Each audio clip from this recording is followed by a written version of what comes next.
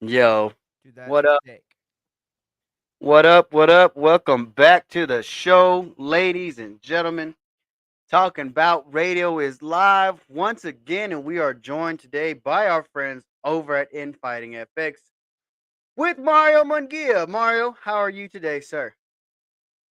Champ, I'm doing well. All right. This will be my let's see, I went live at was it 1 and then 2, 3, 4. So it was like 4 hours for me. So, not bad. Hell yeah, bro. Putting the Doing good grind though. in. Well, first let me ask you, bro, what'd you think of that fucking intro video? Was that not sick? That's fire. That was fire. That was super super fire. I loved it. Yeah. What'd you use it on? Or what'd you use? It's like the same one I sent you. Oh, okay, okay. Wow. Mm-hmm. You were able to do all that? Yes.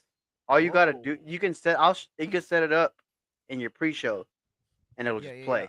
So Yeah, dope, I have my bumper intro, but it's like garbage compared to that, right? It's bro. just like So my from my now on handle. until my new logo comes in done, that's gonna be how the show starts and finishes, and it's dope.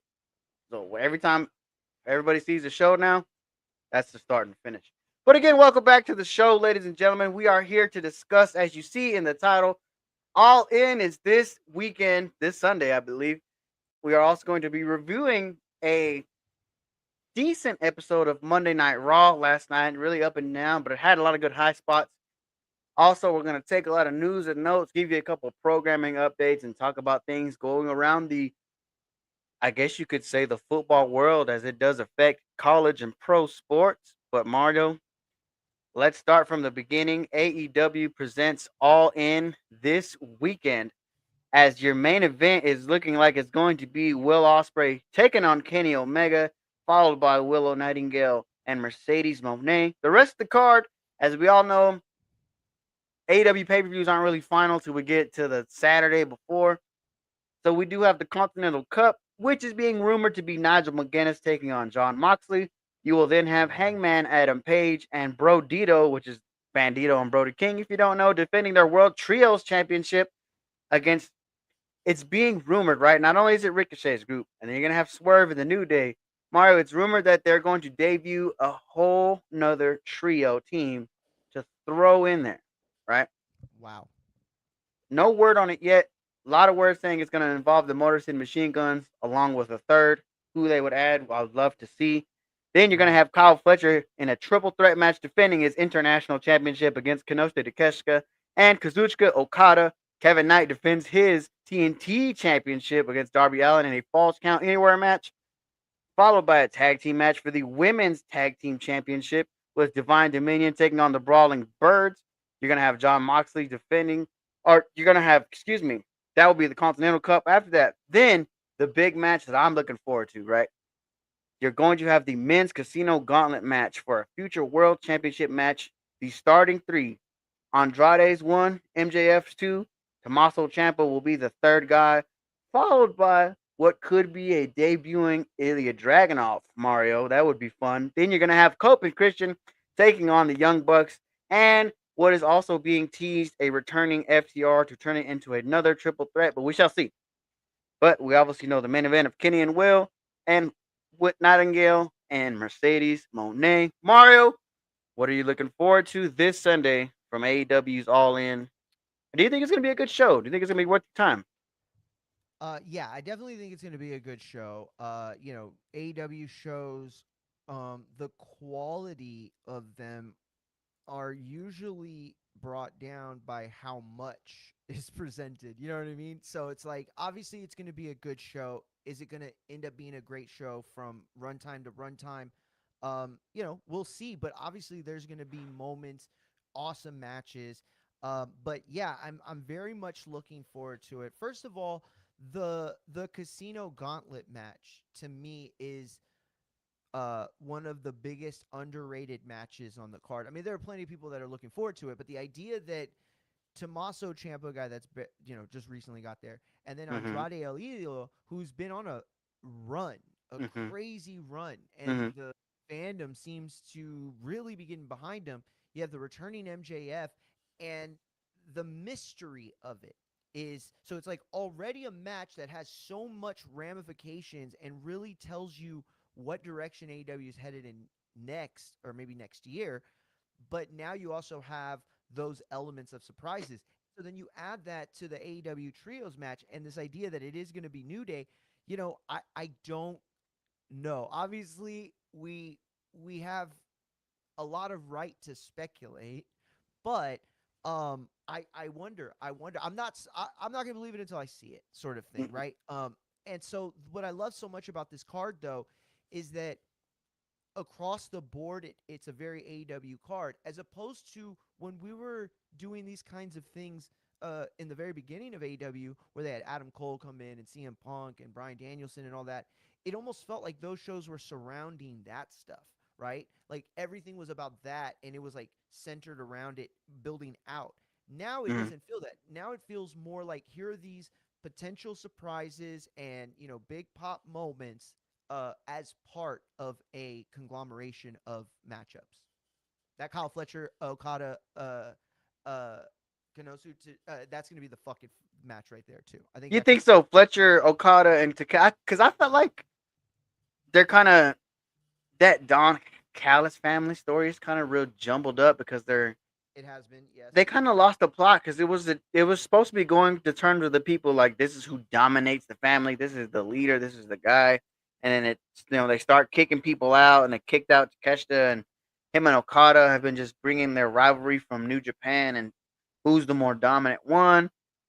I feel like it would have been a fine match if it was just Takeshita and Fletcher again, because those guys just have a good chemistry together. Like, and they've had really physical matches that I enjoy loving and watch. Now, I said the rumored team to add on to that triple to the trios would be the guns and somebody else, but I wouldn't be mad if you add the Hurt Syndicate in there. If you get Lashley and MVP and oh my god, I'm blanking on his name. Shelton Uh, Benjamin, Shelton throw Benjamin. them into that match. That way, you could go straight into Swerve in the New Day against the Hurt Syndicate. That would be because Yeah. it sets up the next thing. It does it great. Mario, the big worry for me, and I brought this up to you a couple weeks ago, right? Does all this make sense between Kenny and Will if MJF wins the gauntlet and cashes in during the main event and makes it a triple threat match? Does it make sense in the era of hotshot booking? Yes. Is it something that I'd appreciate? No, not at all. Mm, At the end of the day, I feel like that's the kind of thing that I don't want to make it sound, oh, that's the kind of thing that WWE does, but it's more of like WWE is expected to put on like this spectacle at the end, right? And I'm not saying that they don't tell good stories. Obviously, Roman Punk was a great story, main event, yes. no interruptions at all, right? But the idea is that, you know, this company is telling this specific story. Yes, Moxley's been a part of it, but that's not the narrative, right? You can still do the Moxley thing. There's still the room, and you can use that match probably to set it up, right? I just think that if you're going to crown Will, which you have to, Hmm. doing it over Omega in front of that crowd, that could be the launching point for a potential superstar. Will has everything that you need to be a potential superstar in this country, but he needs that moment, right? And then he needs to follow up on that moment. And so I expect him to, and I expect that to be the case. Hmm. But yeah, that would pop the crowd. That would be a thing that everybody, oh my God, you know what I mean? It would drive people crazy because And they I would hate it and agree. they would love it. You could So definitely have Will win, and then the next thing is him versus Moxley finally. But now the stakes are higher because he would have the belt. I understand John Moxley has his belt, but it's like it's not the world title. But that was just the guy who was previous world champion in the last year. So and it kind of wraps that story up and allows Will to move on to new things beyond that. yeah, no, very true, very The true. other thing I wanted to bring up because this came out, I want to say last night, somewhere between last night and this morning. It was reported by our friends over at the Wrestling Observer that the Young Bucks are in talks of essentially retiring, right? Whoa. Their contract is up at the end of next year, but they all have said once Kenny leaves, we'll leave right after that. Could this be the last hurrah for one Kenny Omega here Sunday at All In? Whoa, whoa, whoa. So let me read this to you real quick, okay? Let me Go read ahead. this to Yeah, you. yeah. I love Aside from reading it. Paige, I'm not sure how much longer any of them are going to go because Matt is considered stopping. Matt's in his 40. Matt Jackson, he's talking about, and they're all set. All of them, they're set for life. They made a lot of money. I've heard it discussed that this might be their last contract. You know, people always say that afterwards they stay, so you always do. But like I was said, we will see what happens when the deal's up. I mean, Paige will probably go for more years. But like I said, Mario, it's always been the story between the elite that once Kenny's done, the Young They're Bucks all will done. follow out the door soon after that. Could this be? It don't even have to be all in. Could this be the last year that we see of Kenny Omega and the Elite? Yes.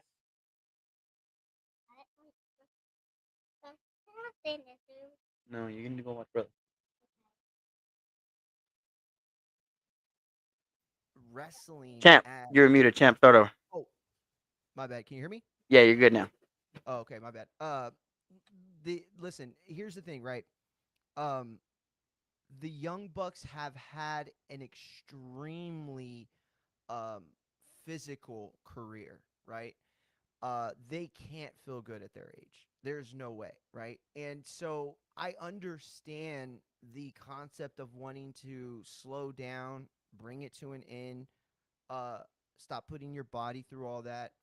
But I just don't think that they'll do it in a way where it isn't like promoted, where it isn't either part of a storyline or just part of the promotion. Like John Cena has already set the blueprint for what you can do. Now, obviously, I don't think they could do like a whole year run thing like that, but it's somewhere between what Bill Goldberg did and what John Cena did. There is a happy medium somewhere where the Bucks and Omega can go on this like final run, give the final shows, but like it's one thing for Cope for Adam Copeland to be like, yeah, this is my final show in Mexico because he's going to never come back, right? But it's another thing for him to ride off in the sunset in a way that doesn't satisfy the crowd. It could be a big moment in the sense that you say Will's the guy that retired Omega, but then you wonder, does it take away from Will's moment? If that's the way they go with it. Similar I to mean, what but it happened with didn't do that Lesnar in New Hogan. Japan where they did it the first time. I mean, real quick, but you Fair. sound a little low on your end on your microphone. But Check, yeah, check. remember Can you in hear me? New Better? Japan, right?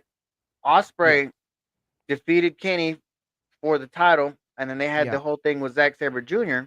But it was essentially Kenny was the guy. Was Will was the guy that took over for Kenny. Now people say he didn't fill those shoes, but he was still was the guy to take over for Kenny in Japan. Yeah. Essentially, this could be the same thing in AEW that Will takes over for Kenny and runs with the ball himself, and Kenny can go away. Because let's not forget, Kenny Omega did have diverticulitis not that long ago, and he's already Yeah. been complaining Of about his course. back and his neck. I imagine he's about ready to be done. No, I agree. I agree fully. How's this better? Is this better? It sounds a little better, yeah. It sounded a little low Check, earlier. check. There? Try turning it Still up the a little same? more. Can you turn yourself up a bit? Check, Ask check, your mom. check. Let me That sounds see. better. What about this? Is that better? Yeah, it's a little better. Yeah, I'm not sure. I'm not sure. It's weird.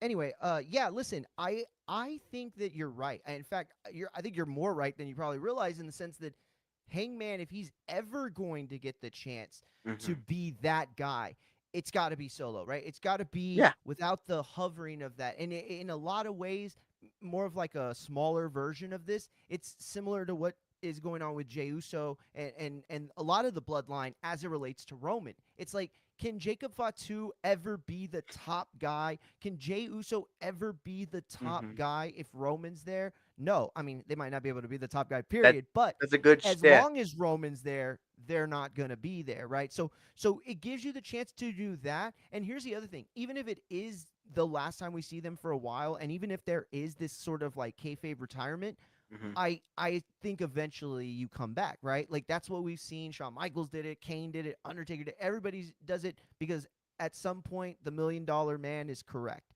Everybody's got to I mean, break. but so far, right? You know, you'd have to think. I mean, I could, now because it's never say never in wrestling, right? Never say Yeah. never. Look how many times fucking Brian Danielson came back. He came back 3, 4 separate times, and he barely officially retired. You know what I mean? So it's like it's neither here nor there. But I am looking forward to the show. I'm looking forward to watching along with you on Sunday. As I think it's gonna be good, But the only thing, this is like one of the shows. Like I said, it's okay to be long, right? Because a lot of their pay per views stretch like 4 hours, but this is okay. This is their biggest show of the year.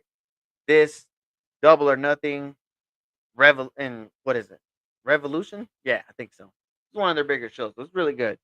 But moving on, Mario, something that got me really excited, and we'll go. Raw was up and down, so we'll kind of go over it real quick. But I want to talk about the main highlights that I know you saw. This Yeah. is how Monday Night Raw ended as Royce Keys comes in with this group, right? If you're paying attention to everything, right, you already know who these two guys are. OTM. They paired with Royce Keys. Apparently, has been the plan the entire time. That's why they wrapped up their storyline super quick in AAA and NXT, where I believe it was in NXT.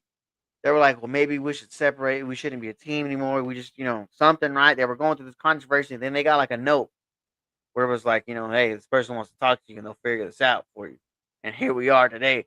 And what made it great, Mario, is not only did they attack the bloodline, they attacked Solo and LA Knight and Yeah. smashed everybody. Yeah. What were your thoughts on how Monday Night Raw finished their main event last night? Oh man, I'm gonna be honest. I wasn't super happy. And it's not because this segment wasn't done well. It was done well, right? And it's not just because, but a little bit because, if you're someone that actually watches the full product, you just saw this guy in another faction, this past weekend. Um, and in fact, he was like doing work for the faction, right? Like Mm-hmm. he was putting in work for them, trying to get Penta to join. So that might be a little confusing. But the problem for me is this, right? Last week you had Jacob Fatu essentially like, I mean, he didn't leave the bloodline, but He was he being a smartass certainly about his instructions. a fair. Um and so that is a storyline that I would have expected to pick up on, even if Roman's not in the building, right? Like you could still have Jay and Jimmy be like, bro, you gonna get it, like some bullshit, right? All I know is that they introduced a completely new, different storyline that Mm-hmm. is really more about trying to build up Royce Keys than it is about connecting any sort of dots. Like Royce was not getting over as a face. I'll be Right. honest, this felt a lot better, right? He looked a lot better. This The seems natural group for him. very much so. The group doesn't seem bad. None of this seems bad. The problem is how does it fit? I don't understand. Like they're heels for sure, Mm-hmm. right? Because Solo and LA Knight are the most over thing on TV right now. But then they also attack the heels. Exactly. So it's like you can attack the heels and still be heels. You can't attack the faces and still be faces. To me, this was a full heel turn for Royce Keys that I'm 100% loved and on board with. I just it I'll be honest, it felt a little hokey for them to come out in masks even though nobody looks like Royce Keys. And then I mean, it at was the better than in the like the same time, typical like hoodie oh, and way fucking better. ski Oh, I'll mask. take that way better. Yeah. Yes. No. In fact, thank you. You should give a compliment to that. Otherwise, they'll go back to it. Uh so that part plus, you know, Michael Cole said, uh oh, and there's OTM and Brock Odema, and you know, we know about their connections in the hood in Sacramento. And it's like, first of all, Michael Cole, don't say hood ever ever. Like, I don't care if it's in a song that you're singing. It's not that it's offensive, it's that the level of cringe penetrates my skin, it seeps into my blood, and it slows down my heart to the point where I almost die from cringe. So don't do that. The other thing is like, show us, don't tell us, right? Like, how much better would it have been like to see these guys help out Royce Keys? Like, don't get me wrong, this was Mm-hmm. strong, and this probably was better in the end. But ultimately, you're catching everyone up. This is like Doom. This is like Doom. The people that know and watch the product understand what might be happening, Mm-hmm. while the rest of the people who only watch Raw or only watch PLEs or only catch shit on what's the breakdown channels on YouTube, all those people were left a bit confused, I think. Mm-hmm. And by the way, it's confusing for the rest of us because I literally thought we were seeing. I saw Bronco Nima first. I was like, "Fuck yeah, Los Pedos, baby!" They're Yeah, coming in and they're saying, "Fuck Penta, we don't need him to but make that's what us I'm saying. Like, feel." if you don't watch Uh, NXT though, you would have known that they split. But then, like at the same, and which, by the way, aren't you? Don't you Very think good they're like, point. thank God we're on the fucking main roster, so we don't gotta go from Oh, Florida to Mexico all of the fucking time. course, of well. Let me ask you: do you think that they're done going back and forth? At I least think Bronco. so. They have to be done Yeah. because my theory is that I don't know if you remember in late era War Games, NXT and WCW, it eventually morphed into three teams of three, right? Yes. So I think Yes. that's Yes. what they're setting up. Is these guys? I imagine I don't know what they be called. They should still be No, called OTMs. I think that still that works. wasn't in War Games. That was Fall Brawl, wasn't it? Yeah, but NXT did it though. They did it. They Oh, eventually got their it, got War it, Games eventually went to three teams of three. got it. I So don't I think remember that. this is a team. Obviously, the bloodline with the Usos and Fatu leaving Solo and LA Knight to find somebody. But don't you think it's a mistake? I know a lot of people are calling him Bloodline 2.0, and that's probably not getting over great. But don't you think it's a mistake to already add? Like, isn't that the problem that we had with the Vision? Like, you I have these don't. core set. No, you could still add. I don't think so because then that like where I was getting at was that frees up Roman Reigns to lose his belt at Survivor Series. So if Oh you want to man, pull the I is feel it like even because that obviously feels yo, I think the WrestleMania match they're setting up right is Braun and Oba because I think it's going to be a schmoz in Atlanta, and they're not going to get a finish. bro? I'm But not gonna lie. I think it's going to be. I don't like know how they'll get there, but for sure one, if not both of them, will be the world champion by the time we get there, once or twice. I Oh think one man, is going to cash in I on the other who beats Roman. first of all, I barely heard a word you said because I am so pissed that you just said what you said. And you literally gave the like that sounds like exactly what WWE would do. Book a War Games Bloodline feud without Roman Without in it. Roman, but Yeah, no, that's you put the exactly what they belt would do. on 100%. this on you, but it works because you put the belt on one of them to set up WrestleMania. Because here's the thing, if you're Roman Reigns, I cannot imagine you'd be thrilled to hear, hey, you're going back in a War Games match Mm-hmm. for this exact thing again. Like, it's not even like I'm saying, oh, he doesn't want to go through the match, although that probably is part of it.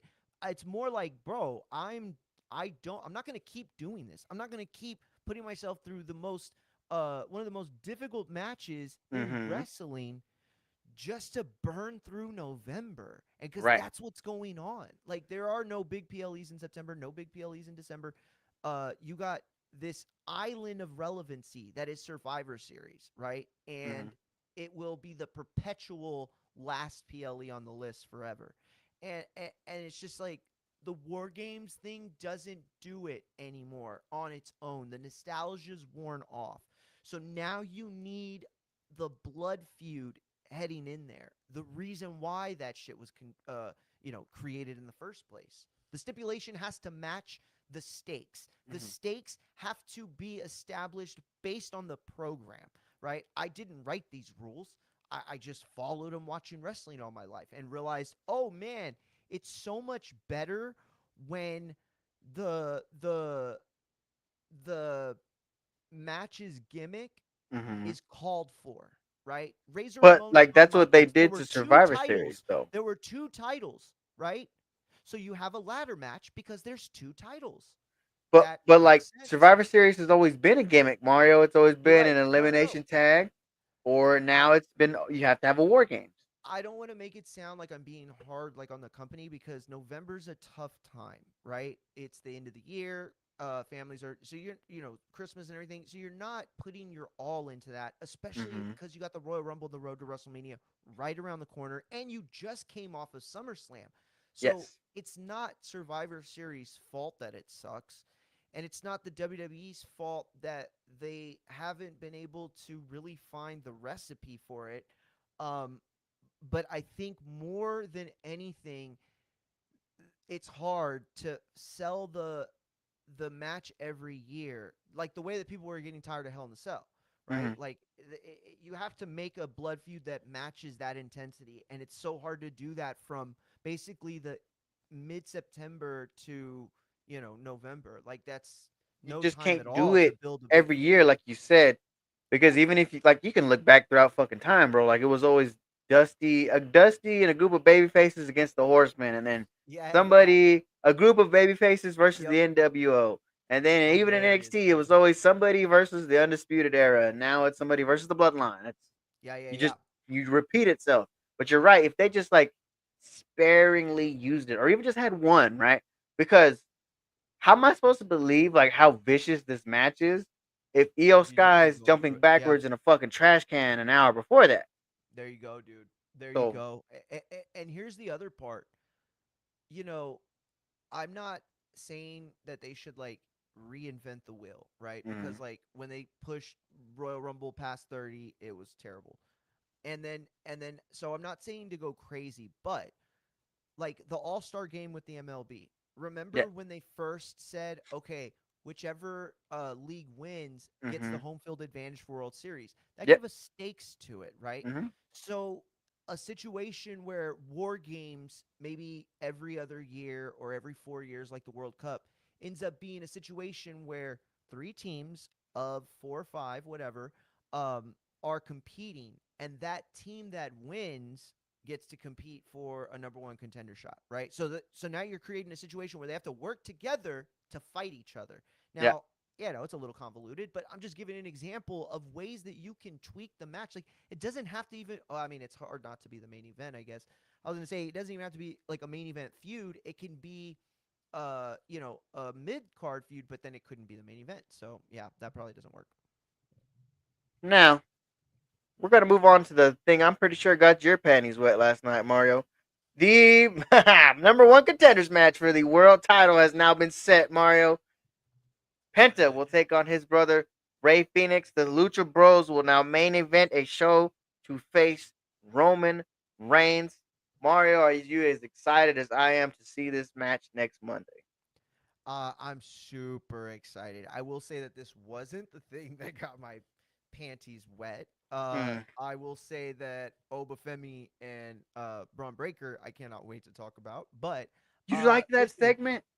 I loved I that didn't like it segment. at all. I did. Okay, well, we'll talk about it. But Yeah. listen, this was basically the whole thing in a nutshell. Was this stare down, right? And um, because the tournament was awesome in the Hmm. sense of the action we got to see and in the sense of getting to see quality luchadors performing on WWE TV.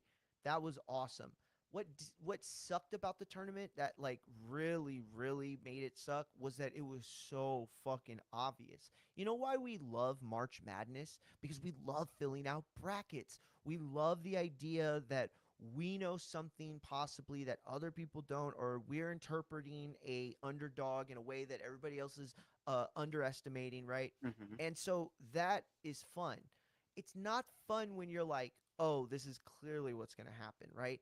And so I don't fault it much because that's the way things go sometimes, right? Hmm. Like we know Cody's going to win this year, Oba's going to win, whatever. But this is more of like, oh, this was an obvious result for what will be an obvious result, right? Like Right. all roads lead to Roman squashing a Mexican. Like that's But what is this that whole thing fair, is about. right? like let's put it this way. The question was asked after SummerSlam. It's obviously they want Penta to move up to that next main event status, and how do you get him there? You get him in a very competitive match with Roman Reigns, not necessarily a squash. Because, don't forget, Roman Reigns made Matt Riddle look like $1 million fucking on a Friday night, one night in October. That is So it's very like, well said. Do you think Roman has the chops to yes, have a quality match with Penta? Wow. absolutely, Before yes. I even asked it, that's how confident you are, huh? Because I feel like him and Penta have the two styles that can mesh with each other perfectly. He'll be Penta will be able to go slower and hit bigger spots because of Roman's pace is to go slow and make everything dramatic. So I feel like it'll give Penta's move set a lot more impact in the match. And then Roman loves to fucking sell and talk, so it's gonna Yeah, work that's great. true. Yeah, yeah. Listen, and I'm not doubting Roman's ability to have a quality match. What I am saying though is Penta getting over is Mhm, dependent on him being able to have a quality match with Roman, and to a degree, that mhm. means Roman willing to, um, sell out to Penta in a Yes. lot of ways. And so, like, watching Roman take a Mexican destroyer, that's Ooh. going to be I don't. insane. But does he take exactly? So if he Oh, doesn't take those type of moves, does hold Penta on. benefit from the Ask me that rub? question again. Ask me that question again. Does Penta benefit from the rub if Roman Reigns does not take moves like the Mexican destroyer against Penta? That's a great question, Mario. Because like, It's one I don't have the answer to. is But it I think he necessarily would based take on it. like a move set or just the fact that it looks close and competitive for 20 minutes? Right. It could be that. It If he could be, gets right? like 3 near falls and Roman takes at least one crazy spot, is that good enough for you? So yes, I think it would be good enough for me, right? But Hmm. but the thing is for Penta to get over, he's gonna have to get over with people that have, scarcely watched him wrestle. And don't get me wrong, he's grown a big fandom, but the believability that has to click will be based off the match, right? So you Hmm. can have a competitive match and a great storytelling match like the one Roman had Ooh. with Punk, but can you get Penta over as that star without him showing those star qualities Hmm. against a star in Roman? Is this a match where Roman has to bust out the guillotine and Penta doesn't tap? He just goes out. That way, he goes out with like the Mexican honor warrior style. Sure, I could see that for sure. Because that kind of I think protects him in a way, right? it Penta, I does. mean. It does. I think though. I listen. If Los Veros del Mal aren't going to get involved, then I could see it being a clean match. But from the jump, I assumed this Hmm. was going to be like an all interference type of match. So you can protect Penta with the See, I don't. interference That's what I angle, but don't want it to be. It yeah, needs to you don't just want be it a to match. Yeah, clean one-on-one. I would prefer that for sure. I'd Maybe prefer even that. like if you want to just tease it, have Jacob on the outside as just an enforcer, and they're like, okay, we don't want to mess with Jacob. We'll step back. Yeah, I can see that. The thing is the less outside interference, the more that the in-ring storytelling and action Hmm. it has to be magnified, right? So it's gonna be more dependent on what they do between the ropes if outside elements aren't put into the match. So yeah, it's tough, dude. It's a really tough question. By the way, I am gonna clip something from this one. Yeah, I'm no, because telling you already. Like, this was like that I'll was tell it. you Was what, you you made do like it a the great short, I'll point do of the like long. I'll do the long. if you made a great point because like if Roman doesn't take like a Mexican destroyer or they don't do some kind of lucha spot in any form of the fashion, like you're in Mexico, bro, you got to do something, right? Oh yeah, shout out Does Kenneth it Lopez in the chat. does it help or hurt? You just I don't know. It's a Yeah, great dude, point, but it's tough. It's tough. Mario, take the lead on this one with the Oba Femi and Braun Breaker segment because, like I said, I wasn't a super fan of it. I'm not a super fan of these style of segments, contract signings across chairs. What did you like about it? I would love to uh take the lead. I appreciate that. May I have permission to share? Absolutely, go for it. Share what you Okay. need to. So I would like to tell you by reading an excerpt from my article last night. This is from fightsatw.com. You can go to fightsaroundtheworld.com, fightsatw.com. Make it your one-stop shop for all your combat sports needs. I'm going to read this real quick. It feels like we've gotten our fair share of contract signings this summer, but Omofemi, having just come off his Lesnar feud, gives credence to the upstart as a genuine attraction by continuing the continuity of these prize fighter segments. Oba looked more like a star at first glance, sporting a thin gold chain and a black satin shirt with a red rose Mm-hmm. print, almost a 70s style swag, to Breaker's all black outfit, highlighting his merch line. Now, I just wanted to read that because that right there was where the mood set. We're seeing two guys that couldn't be more different, and the story tells that. Here's Obafemi from one of the you know poorest countries, right, in the world, and Mm-hmm. here he comes and he's made something of himself, right, and he's done it. Collegiate athlete, all these things, right? He knows what he's been through, and he knows he's a fucking star. So he's going to dress the part. He's going to look the part because that's who he is. You have Breaker on the other side, all black, merch line, right? The Nepo baby, the kid that's supposed to be there. Don't got to put in so much effort. And again, this is a narrative, right? I'm not saying that's actually what's going on or how I feel, Mm-hmm. but that is the narrative. So you started with this contrast, right? Here is the guy that everybody's looking at as the guy in a position that Breaker once had himself in, but he looks the part. He gets the intro. He has all the elements that make you a star.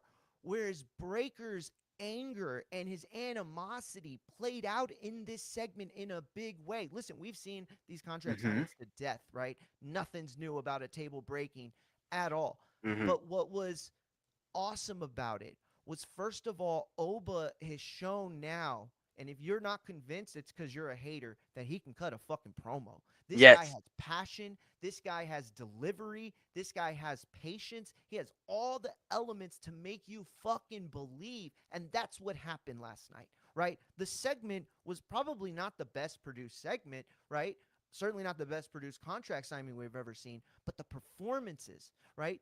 WWE is only going to give you so much. You have to go out there and make gold out of the shit that they spin you sometimes. Yeah. And that is what Oba did. And I think what Breaker did, first of all, calling Paul Heyman his daddy and all the implications that come along with that. Mm-hmm. Whoa, they went there. That was fucking awesome. The fact that Oba was like, "You're a fucking Nepo baby who thinks you're supposed to be here." And then he's like, "Yo, you're just it's just bad luck for you, champ. If this was 2015, you'd be the biggest star in the world, and then Mm-hmm. you'd be the guy that I'd be conquering. But unfortunately, you had to come up in the era that I had to. Bro, that was a bar. That Bro, was a bar, see, and he did it so eloquently. that's like what you just said. Like those were my main problems. The way it was produced, and then everything after and around it was kind of stupid. I didn't need it. If these two simply cut these promos and they just had a fucking stare down at the end of it, money, right fucking there. They needed to treat this right like Samoa Joe and Kurt Angle and TNA. Because remember, they never like they just did promo videos and eventually started talking, and then boom, a fire fucking match. Yeah, They're yeah, doing a little too much for me because I'm already interested in it, and I know like this is the big tease. Like eventually, this is gonna have WrestleMania implications. sure, absolutely. This Oh, absolutely. this is next, right? Don't do too much right now. And really, my big complaint: Braun Breaker needs to get away from the Vision as fast as possible. That's true. Him That is and very Bronson true. Reed when he comes back. Because if Bronson See, Reed is as jacked as he looks, oh man, he looks great. bring them just back together, Mario. Mario, before we get away from the Yeah. wrestling, right? I don't know if you Real remember a quick. year ago. Oh, go ahead. My bad. I was. I don't remember a year ago. I busted out a PWI top 500, right, Oh yeah, yeah, yeah. of who the best wrestlers were. I remember. I have in my hand PWI's year in review for the year 2000. Okay, so this came out in April of 2001, reviewing the year before. Okay, who do you think was the wrestler of the year in the year 2000?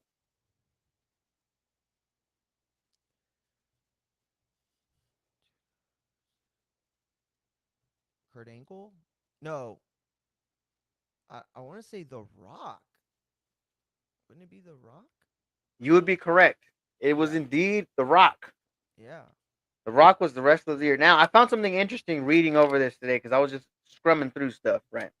Hmm. They had essentially a pound for pound monthly ranking of wrestlers, right? So this was a review, right? So this came out in April. So they would be reviewing also the month of March 2001. Who would you think was the pound for pound number one wrestler of the month of March, according to PWI? Ooh, fuck. Of just the month of March, not like right as the moment, just March. Remind you, WCW is still active.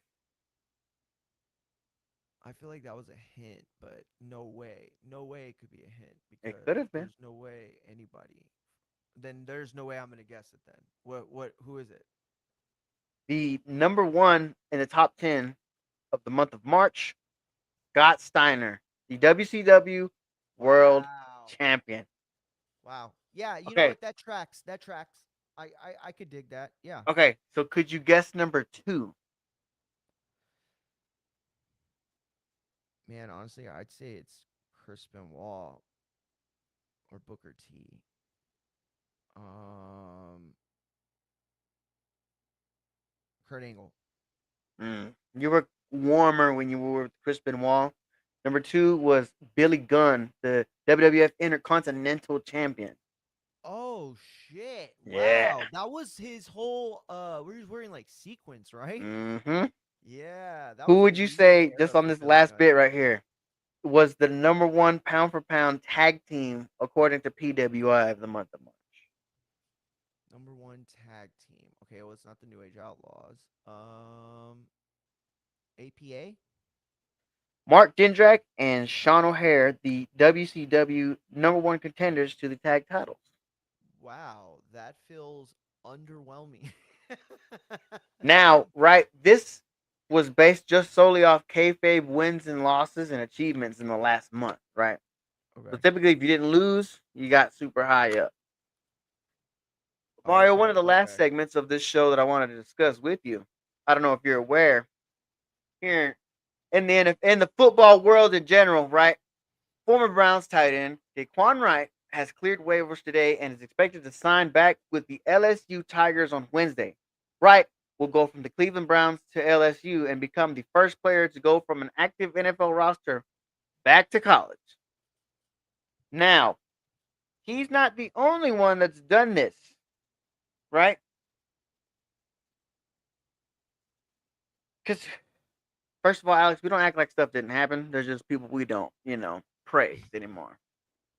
Now, he's not the first one that's done this. There's been plenty of people this preseason alone that have participated in camps, participated in games, and are now using their extra fifth, 6 year eligibility because they were a part of the pandemic class that technically missed a year.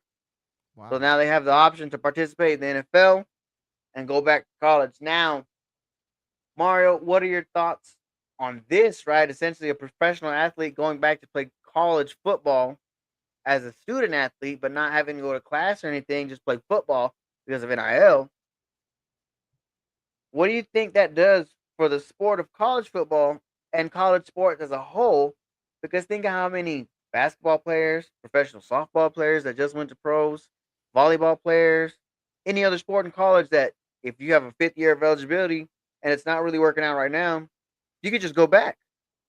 Mm. But before you answer that, the Big Ten had an answer to that.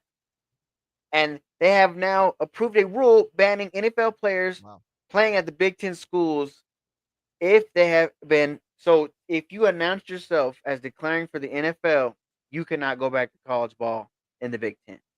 Mm. Mm. Wow. What are your Uh thoughts on all this? yeah, this was a big story. I remember it was like 2024. right? And we were like already out of, the pandemic and stuff, and this started becoming like a question, right? And I never really thought about it because I never really thought it would happen. Here's like my okay, my first instinct was this is bad. But when I took the time to think about it, one of the positives I can see, because I'm still on the side where I don't think it's a good thing, Mm-hmm. but one of the positives is opportunity, right? So if you've ever played sports at a high level in high school or college, you know that depending on the sport you play, opportunity is small, right? And it's like okay, so like for example, like the Savannah Bananas, right? That's a team that a lot of people like. It's blown up, right? It's like a big, huge thing now, right? And that opportunity in baseball has now been created in a way that gives opportunity to guys to be able to continue to play that are at that bubble level, right? Not good Mm-hmm. enough to be in the pros, but not, they're still fucking badass ball players. So, the idea of being able to still give opportunity to kids that have put their entire lives into sports, right? It's like it sucks because I knew this girl who I went to school with all throughout middle school and high school, and she was like a big fucking smartass, right? And I mean, she was smart. She ended up being like top 10 in her class and everything. She prepared her entire life to become a lawyer, right? And today she is an ADA at one of the biggest cities in Texas. And so my point is that everything she did in her childhood awarded her later in life. Mm-hmm. And it just sucks to know how many student athletes, like the percentage is ridiculously small that go on to have any sort of after, um, you know, collegiate career advantages. So, the idea of somebody being able to go and get some years and then maybe like they reevaluate their NFL status, that seems good. The problem I see though is that it, you're first of all you're taking opportunity away from other kids who have their eligibility and aren't 28 years old.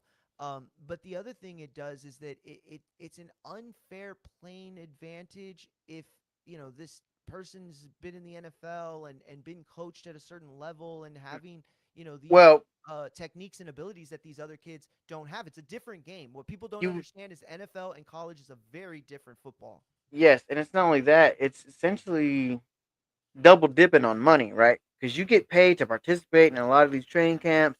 If you playing games, you get game checks, right? And not only that, you get the benefit of the NFL workout that increases your man body. Because think about this, Mario. These people are essentially 26 years old by the time they get to the NFL because they waited this long.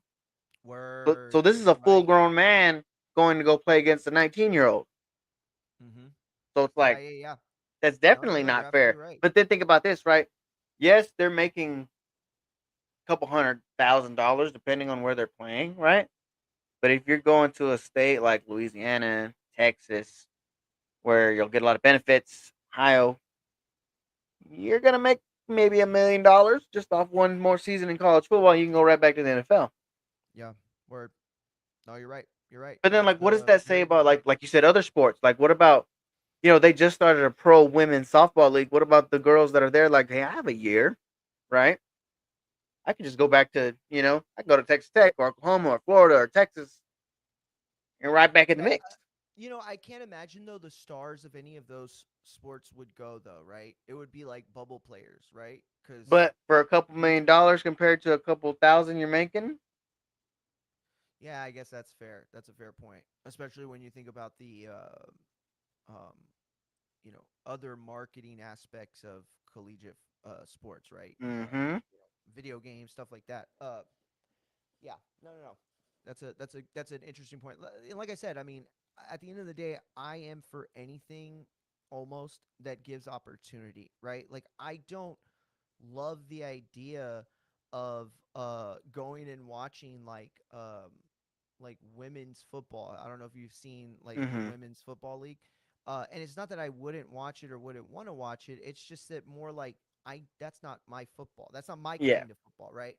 Um, but I would never begrudge a Mhm. softball player or a soccer player in high school or volleyball or whatever the chance to be an athlete and make money off of what you've spent your entire life developing. So, yeah, the opportunity I think is great, but I just don't see it as a situation that can really be fair, you know? And then if you hurt the fairness of the sport, what do you have left?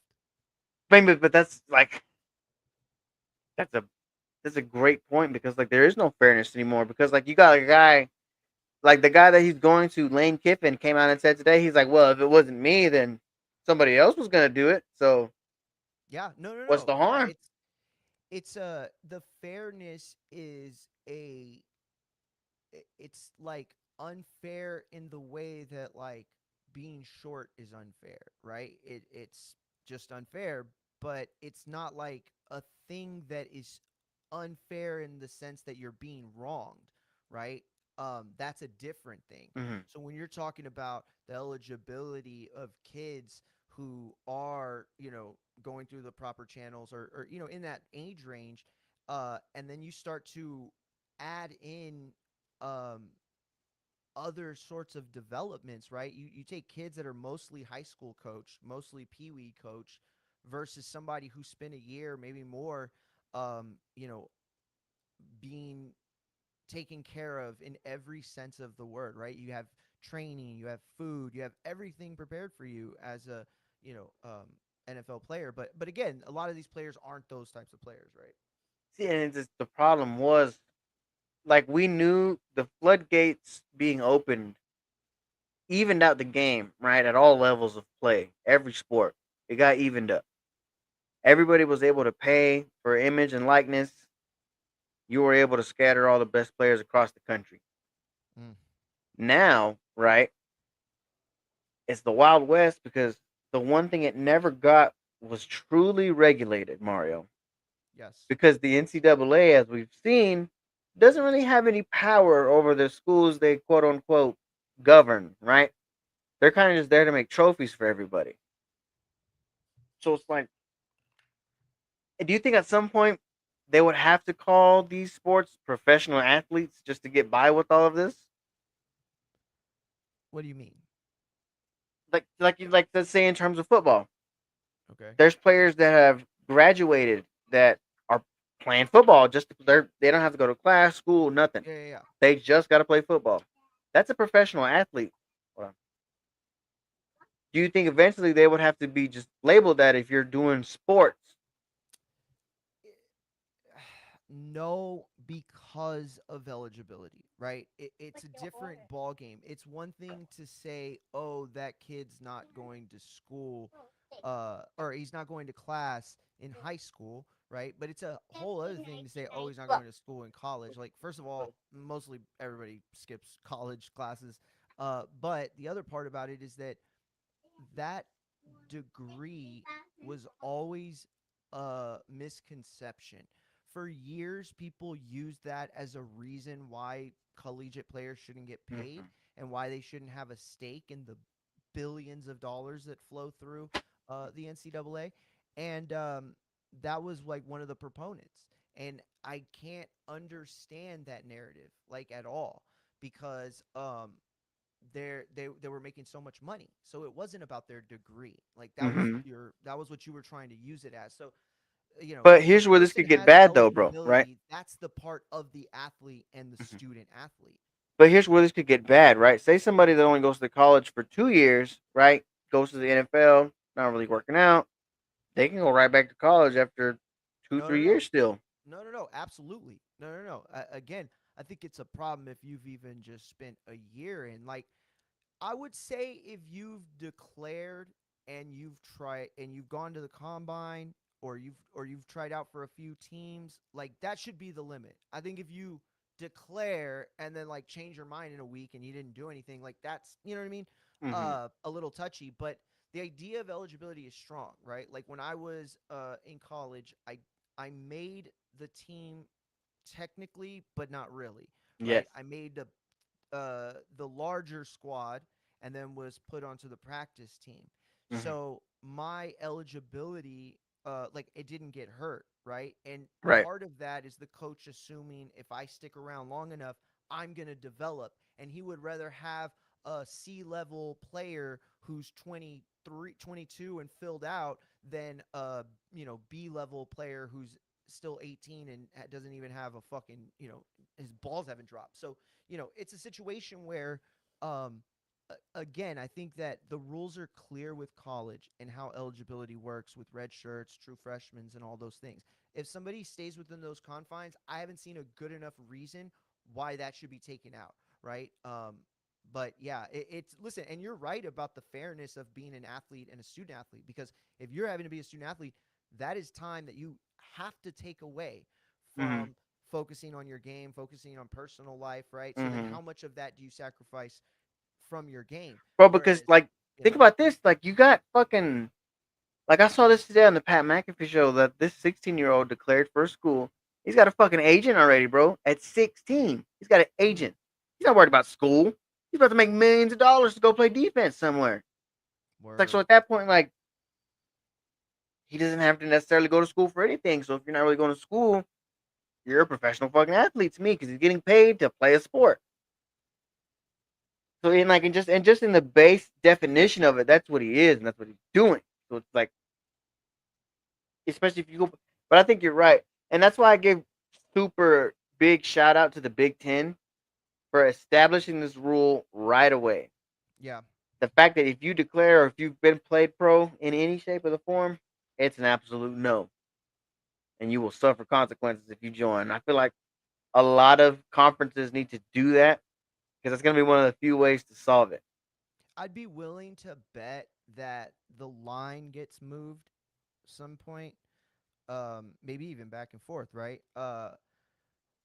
But the fact that there is a line is probably best, right? Hmm. Like I think that the just declaring is maybe an overreach, but it's better to overreach and then adjust than to do nothing and, let the Yeah, flag like that continue. that for sure, like right because Bro, that's 10 probably year one old of the dude. minimalist ways that you can make yourself labeled a professional athlete if you declare for a professional sport in any Word. form of the participation. I Yeah, think. of course. But yeah, man, Yeah, no, that's you're absolutely right. that's pretty much the show today, folks. Quick hour. We do Yeah, yeah, have a yeah. couple programming notes though, Mario, real quick before we let you go, because this Shoot, bro. does involve you actually. Talking about radios, next couple live shows, guys. Okay, This is dope. we will be live, obviously, Sunday, AEW, all in, from top to bottom. Maybe like as soon as the pre-show ends. This is gonna be a long pre-show. We're gonna be live with Mario and everybody over at Infighting and whoever else wants to come by. We It's gonna ready be a good now. show. It's gonna be a great show. Then we will be live on Sunday, September the 13th for NFL Week 1. We will not be live the day before for Ryan and Connor Ben because we will be celebrating the boys' first birthday. I will be busy. But stay Nice. tapped Love in it. with Mario, who will obviously be covering the fight. And we Champ. will obviously tap in with him, see I'll how give it's the going, champ share a scorecards and special. I'll whatnot. give the But champ these a are our special next birthday live shout out. shows until further notice. Mario, ooh, the contender setting starring. Good time to finish then. Mario, Oh where yeah, can yeah. they find you? Where can they find your articles and all your socials? Champ, appreciate the shot to plug. At Infighting FX is my personal channel on YouTube, on Twitch. You could also go to X and TikTok to follow at Infighting FX, INFIGHTINGFX. You got to put the at the beginning. And then if you want to follow my personals, it's at Monkey on IG. Sick, sick. Can't wait for All In, you and me, and now we're ready, champ. This was a multicast stream. I don't Yes. even think we mentioned that once. We were on both sides, so No, yeah, we we're are ready. live simultaneously over on YouTube. Shout out to Alex in the I comments. promoted, Shout out to so everybody that tunes in. Shout out to everybody over on X and Instagram through Mario's side. Again, tap into our friends over at Infighting FX on YouTube as he does go live daily. Tap into shout us out over to here. the Like I said, inevitable D those block. programming notes are just the next like big live shows. We will still go live weekly because obviously the season's gonna start. Football season starts. We're gonna have a lot of live shows coming up, but those are just the next couple ones right away. But, ladies and gentlemen, until next time, peace.